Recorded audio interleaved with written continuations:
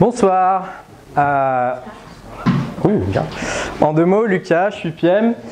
D'abord, qui est Product Manager, Product Owner, quelque chose comme ça dans la salle? Une bonne partie.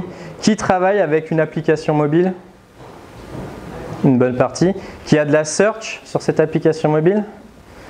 Ok, on va vous tester un petit peu ce soir. On va commencer par un petit jeu d'abord. Vas-y. Le premier, ça c'est une interface que vous devez à peu près tous connaître. C'est une app qui s'appelle Amazon, quelques utilisateurs dans le monde. Le but c'est, vas-y passe le premier, c'est essayer de me dire à quoi ressemble, à quoi correspondent tous ces petits boutons qui vont, que je vais surligner. On commence facilement. Attends, un par un. Laisse-leur le temps de répondre. Reviens un petit peu en avant. Ce petit bouton. Voilà, prochain. Promis, c'est pas un talk sur le menu hamburger. Prochain. Logo, il fait rien. Il fait rien? Il fait quelque chose? Ouais, peut-être, ouais. Suivant. Le panier. On est bon. Suivant. On est bon. Supprimer ce qu'il y a dans la On est toujours bon. Continue. Plus compliqué, allez.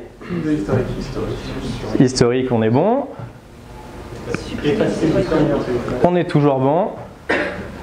Résultat. Ah, vous êtes très très bon.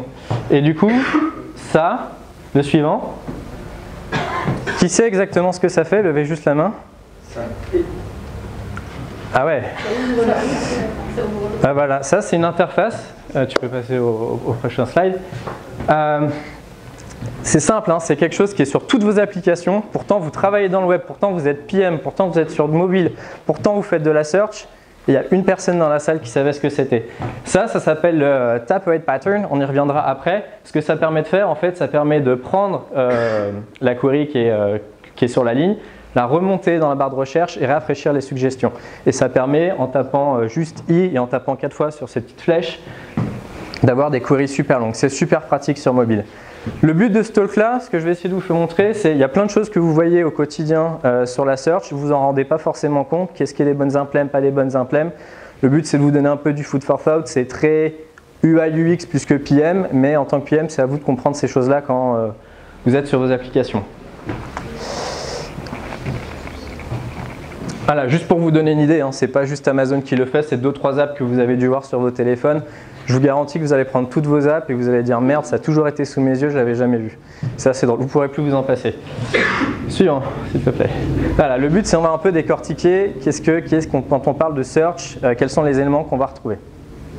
Déjà, pourquoi est-ce que je vous fais ce talk-là? Aujourd'hui, moi je suis PM chez Algolia. Algolia, c'est une Hosted Search API, donc on fournit un moteur de recherche, que ce soit web ou application. On a une API pour développeurs. Et on travaille avec énormément de clients, dont des petits clients comme Twitch, qui est une boîte d'Amazon, ou Periscope, qui est une boîte de Twitter. Donc la search, on en a vu des milliers et des milliers. On travaille avec des petits acteurs comme des gros acteurs. Donc si vous avez d'autres questions liées à la search, n'hésitez pas. Allez, l'agenda de ce soir, on va vous parler du placement de la search, ce qu'on appelle auto-suggest ou intent result, le search, le result screen. Et si on a le temps, je vais essayer de maintenir le timing, on parlera un peu du filtering et sorting. Alors, le but de placer une search, c'est de la trouver. Il y a 3 gros types d'implémentation. La première, c'est une barre de recherche, en grand, quelque chose de bien visible. C'est généralement ce que vous avez quand la search est le premier moyen d'entrer dans votre application. Pensez e-commerce en général. La deuxième, c'est plus, on a un tab dédié. Alors, on ne voit pas super bien avec l'écran, mais vous avez une icône qui est dédiée à la search dans vos 5 tabs en bas dans le menu. Et ensuite, la troisième implémentation, celle-là, on la déconseille, mais elle peut marcher dans certains use cases où vous avez une icône qui est dédiée quelque part dans votre application. Sur Gmail, ça marche bien parce qu'il y a quand même un contraste au niveau des couleurs, il n'y a pas d'autre icône à côté et généralement, ça peut fonctionner. Mais partez généralement sur un des 2 premiers. Qu'est-ce qu'on appelle auto-suggest ou instant result? Le premier, auto-suggest, c'est quand on va chercher, on va fournir en fait à l'utilisateur des suggestions. On ne va pas directement chercher des résultats, on va chercher à étendre sa query, la compléter. C'est une des plus vieux patterns de search dans le web et c'est quelque chose qui se prête super bien sur mobile parce que ça permet d'éviter que l'utilisateur ait à taper trop sur son clavier. Le touch inclut beaucoup d'erreurs, du coup c'est une pattern qui marche bien. C'est une pattern que vous pouvez retrouver sur un Google Photo ou un eBay. Au contraire, on a ce qu'on appelle l'instant result. L'instant result, c'est dès que vous commencez à taper, vous allez montrer directement les résultats qui sont concernés. Ça marche bien dans pas mal d'use cases, dans le sens où ça réduit le temps entre je cherche quelque chose et je vais aller directement sur mon résultat. C'est aussi une pattern que vous pourrez trouver sur un Starbucks Coffee ou un Medium. Quand est-ce qu'il faut faire le choix de l'un ou l'autre? Assez compliqué, on va dire que de manière générale, si vous êtes sur du mobile ou vous êtes une marketplace, et là même sur du web, faire des suggestions a du sens parce que ça va vous permettre d'étendre le champ des possibles. Vous suggérez en fait à votre utilisateur ce qu'il va pouvoir trouver sur votre site web. Par exemple, si vous êtes Amazon et que vous tapez iPhone, si vous vendez des coques, des accessoires, des téléphones et plein d'autres choses, s'il y a juste iPhone, vous verrez toujours la même chose alors que vous cherchez en fait à étendre et à préciser ce que l'utilisateur veut. Au contraire, l'instant result, c'est plutôt quand vous êtes sur un site avec un catalogue réduit où les gens connaissent le vocabulaire qu'ils veulent chercher. Si vous êtes déjà sur un site où vous n'avez pas besoin d'aide, le but c'est d'arriver plus rapidement à ce qu'on veut, pensez plutôt à du résultat en direct. Bien sûr, il y a des expériences qui sont assez cool qui permettent de tout mixer, c'est pas l'un ou l'autre. Il y a des très bonnes implèmes, Gmail c'est une des meilleures pour ça, et même sur mobile. En fait, si vous regardez bien, vous avez des suggestions quand vous commencez à taper. C'est à la fois des suggestions, à la fois l'historique et à la fois ça recherche dans des gens, des profils. Et en plus, ça vous montre vos emails directement en bas de manière instant. Et si vous n'avez pas besoin de cliquer sur une suggestion, ça vous montre directement tout ce que vous voulez. Pinterest aussi, très très bon sur ce type de search. 4 ou 5 suggestions et en même temps, vous cherchez les people et les boards. Et ça, tout ça sur un même écran. Donc, vous ne limitez pas à l'un ou l'autre, c'est bien de comprendre quelle typologie existe, mais vous pouvez les mixer. Je crois que j'ai 2 autres exemples encore après. Un Google Play, donc ça c'est l'Android Store. Ils ont parfois un résultat qui s'affiche on top qui est un résultat. Facebook, ils ont complètement changé, ça ressemble à rien, ils s'en mordent les doigts. On peut passer. Le search screen. Alors, qu'est-ce qu'on trouve dans un search screen? Généralement, on a 3 grands types d'éléments. Déjà, ce qu'il faut savoir, je vous ai parlé d'un tab ou d'un bouton. À chaque fois qu'on clique sur ce genre de choses, ça vous donne déjà un intent. Donc il faut une action. Ce n'est pas juste on rentre dans une barre de recherche. Vous avez un espace qui est limité, utilisez-le. On va trouver 3 grands types de contenu. Les recherches précédentes, qu'on a vu tout à l'heure, ce qu'on peut appeler popular ou trending suggestion. Et ensuite, parfois, il y a même du browsing, comme on peut le voir là sur Retail Minute en bas. Suivant. La recherche précédente, il y a toujours des façons de mal faire et des façons de bien faire. Ce qui se fait assez bien généralement, c'est quand on l'écrit en mots très clairs et là on n'a pas besoin de comprendre ce qui se passe. Donc c'est le cas sur Retail Minute, vous voyez recherche précédente et j'ai recherché Cheese and Cheese Factory. Super simple à comprendre. Un peu plus tricky, le prochain, avec une icône. Je peux mettre le 3e tout de suite. Ça c'est généralement dans les apps Google. Ils ont un pattern, ils s'y tiennent, ils ont toujours la même icône avec la petite horloge qui revient en arrière. Ils ont ça sur toutes leurs applications, du coup, ils jouent sur le fait que vous allez vous en souvenir. Et ensuite, il y a une pattern que j'aime moins bien, que j'ai trouvé que sur Amazon, où là, ils jouent quand même sur du web, où quand vous avez cliqué sur un lien, vous avez cette histoire de liens qui deviennent violets par défaut. C'est quelque chose de très vieux, ils ont réutilisé ça sur mobile. Je ne suis pas sûr que ce soit la meilleure idée. Ensuite, si vous enregistrez ce que les gens ont recherché, donnez toujours la possibilité de supprimer, quel que soit votre type d'app, et spécialement si vous avez certains types d'app. Toujours, une façon très ouverte de le montrer, on met une petite croix et on permet de le supprimer. Alors n'oubliez pas que quand vous supprimez quelque chose, ayez toujours un feedback qui permet une confirmation à l'utilisateur. Donc là, c'est Pinterest qui le fait très bien avec un clic en 2 étapes. Amazon, ils font ça avec la petite croix qu'on a vue tout à l'heure. Et ensuite, on a la 3e version où là, il faut carrément savoir que ça existe. C'est un slide sur YouTube. Et je pense que, pareil, si j'avais fait le test, il y a 20% des gens dans le monde qui doivent savoir que ce truc-là est là. Suivant, s'il te plaît. Si vous êtes vraiment très très bon, il y a des apps genre YouTube et Pinterest.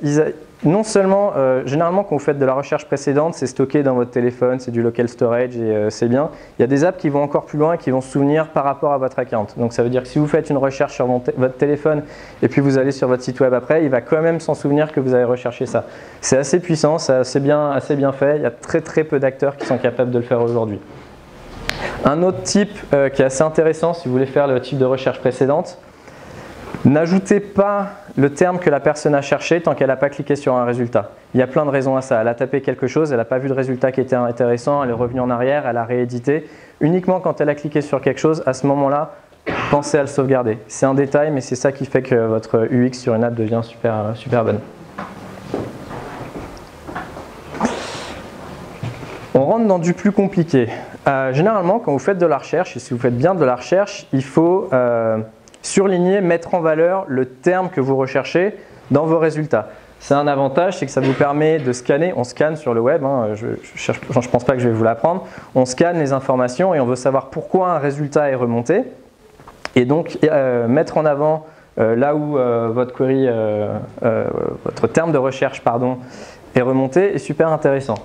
Un détail toutefois, quand vous faites des suggestions comme ça, c'est l'inverse qu'il faut faire. Si tu peux passer le suivant. Et là, c'est assez marrant parce qu'on a AliExpress et eBay qui font exactement l'inverse. Et c'est eBay qui a la bonne façon.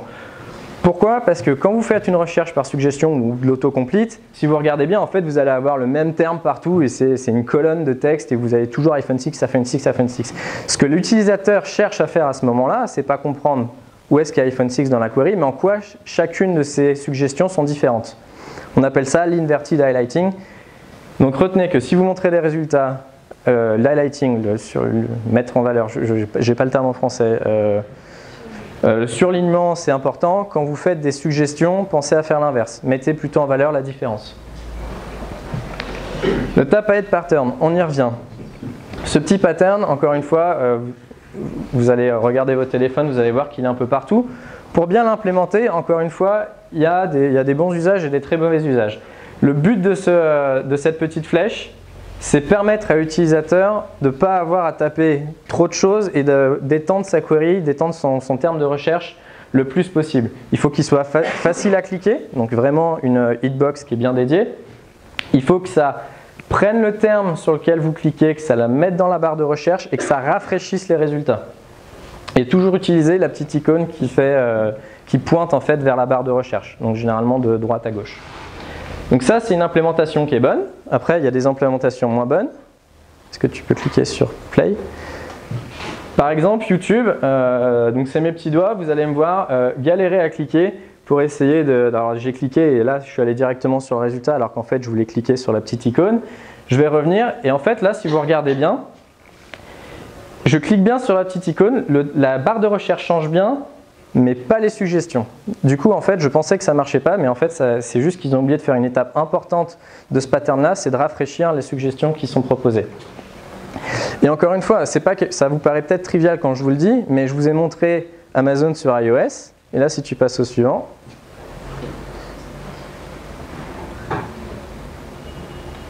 je t'ai tout bugué avec la vidéo.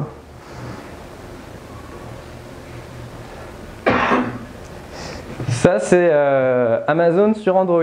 Et là, vous pouvez rendre compte que, voilà, eux, ils mettent pas à jour tant que vous n'avez pas retapé un caractère, un espace ou autre.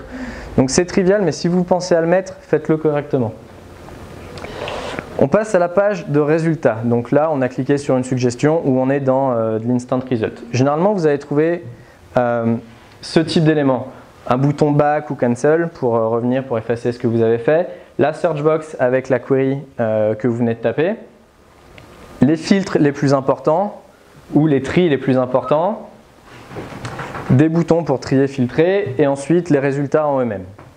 Qu'est-ce qu'il faut savoir là-dessus? Déjà, vous êtes sur mobile, la place compte énormément. Je pense que je l'ai déjà dit avant, mais vous vous battez pour de la place, vous vous battez pour afficher de l'information.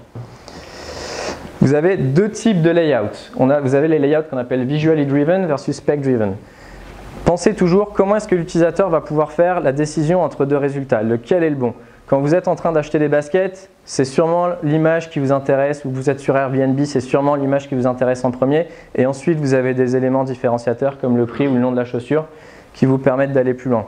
Au contraire, si vous êtes en train de choisir un restaurant ou d'acheter un ordinateur, c'est sûrement pas la photo de la carte graphique qui vous intéresse, c'est les reviews, le nom, la marque, ce genre de choses. Donc généralement, vous avez vraiment ces deux types de layout.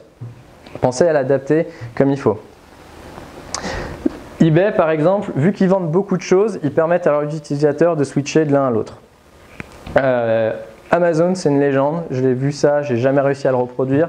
Il paraîtrait qu'ils sont assez bons en fonction de ce que vous recherchez, d'adapter automatiquement le layout. Si c'est possible, c'est vraiment cool.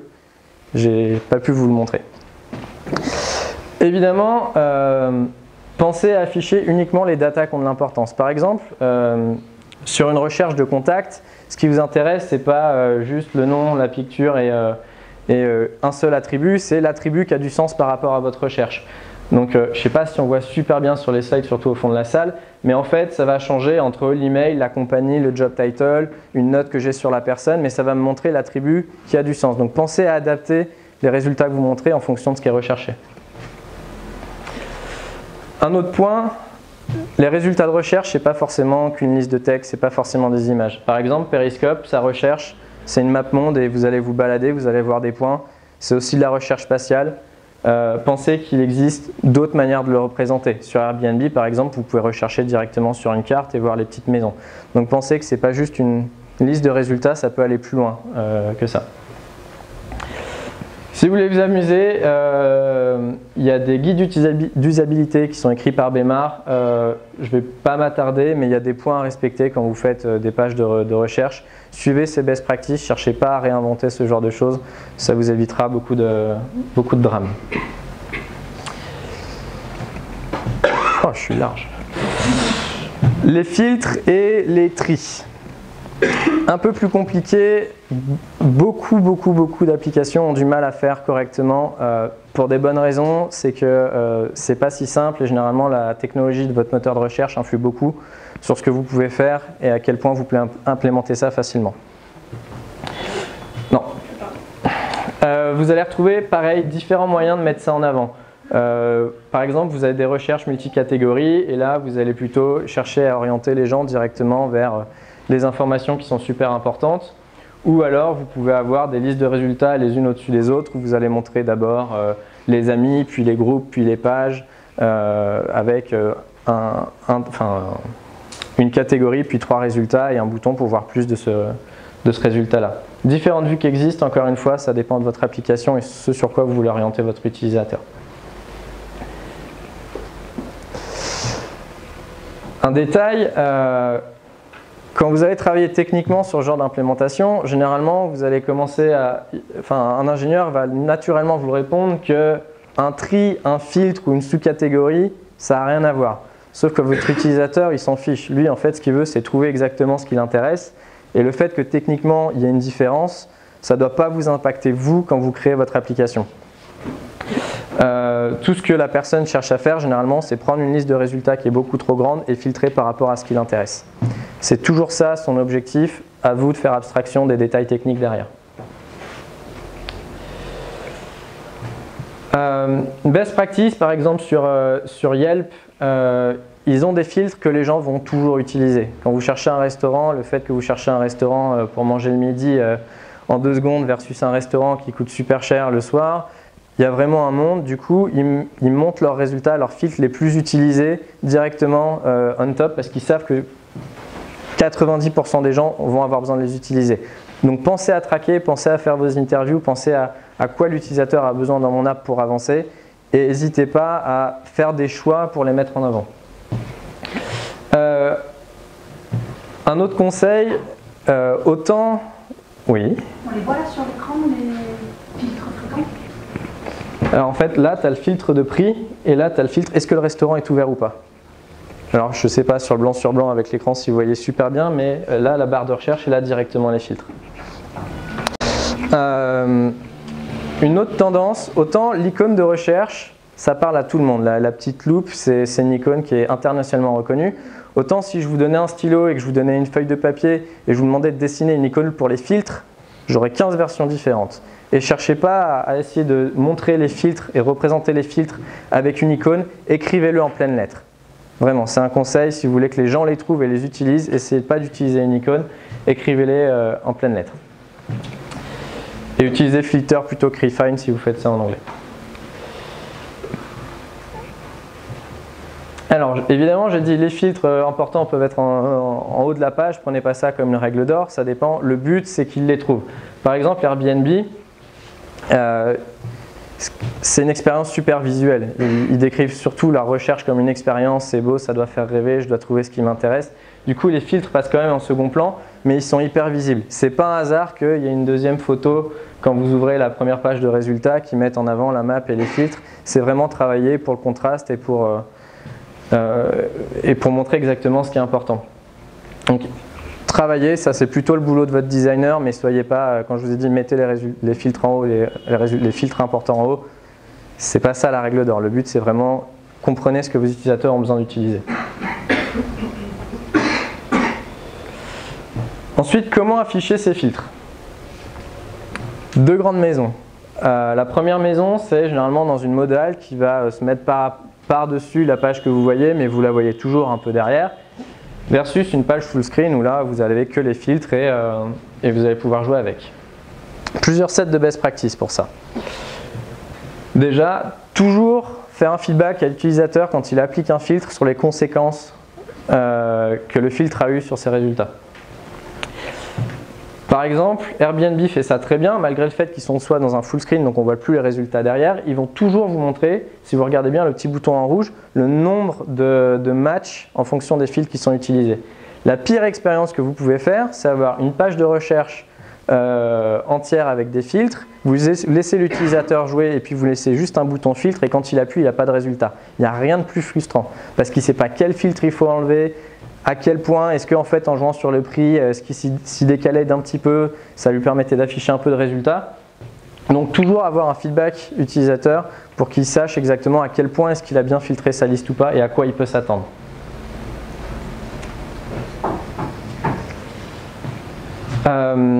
Également, montrez pas des filtres qui ne peuvent pas être appliqués. C'est quelque chose, encore une fois, ça dépend généralement de votre technologie de moteur de recherche et c'est pour ça qu'il y a aujourd'hui encore beaucoup de mauvaises implémentations. Ça ne sert à rien de montrer un filtre qui va amener à aucun résultat. Ça ne sert à rien de montrer un filtre qui n'a aucun rapport avec le contenu que vous avez. Quand vous faites une recherche sur Amazon et que vous recherchez une télé, vous n'avez pas un filtre par couleur comme pour les vêtements. Ça n'a pas de sens. Donc faites en sorte que quand vous définissez vos filtres, ces filtres-là évoluent de manière dynamique. Pareil, si vous filtrez sur je veux une occasion, ça se trouve il y a une gamme de prix qui n'a plus lieu d'être parce qu'il n'y a rien au-dessus ou au-dessous de ça. Il faut que vos filtres soient dynamiques. Bon. Une autre super best practice, rappelez, et ça c'est aussi vrai, ce que je vous raconte, c'est aussi vrai sur desktop, mais quand vous avez un filtre qui est actif, rappelez-le à l'utilisateur. L'utilisateur ne se rappelle pas forcément qu'il a un filtre actif sur sa recherche. C'est facile d'oublier. Des exemples qui marchent assez souvent, par exemple, sur des apps d'e-commerce, quand vous passez d'une catégorie à une autre, par exemple, vous cherchez des vêtements pour femmes et vous avez juste cliqué vêtements pour femmes, en fait, c'est une page de recherche qui s'affiche avec un filtre sur la catégorie homme.